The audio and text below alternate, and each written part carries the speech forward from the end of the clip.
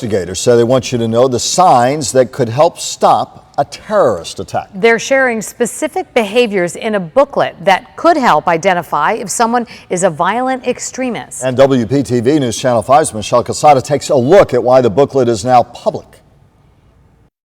Another version of this report was classified for some time. Federal law enforcement agencies want the public and local law enforcement to know behavioral indicators that signal a violent act could be imminent or weeks or months away from being carried out. Federal agents realize that acts of extremist violence are increasingly becoming homegrown, meaning they could be your neighbor, coworker, family member, or friend, and you don't even know it. What we have seen evolve, certainly post 9/11, this is a group effort. The Homegrown Violent Extremist Mobilization Indicators booklet details 3 categories of behaviors someone might show if they're hours or days from committing a violent act or weeks, months, years from carrying one out.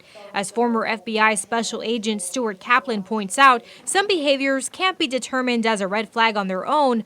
Others, like releasing a last will or martyrdom video, can. If we see someone on YouTube or if we see someone on Facebook post where they are advocating violence to somehow carry out their ideology, we want those type of indicators brought to the law enforcement community. Rabbi Bruce Benson of Temple Beth El Israel in Port St. Lucie says he's already been talking with law enforcement to beef up security at the synagogue, but learning about this report makes him want to host a community workshop to make sure it's shared. I think the idea of how to look at the signals, how to look at the benchmarks of who might be a problem, that's critically important. We are not trained like that.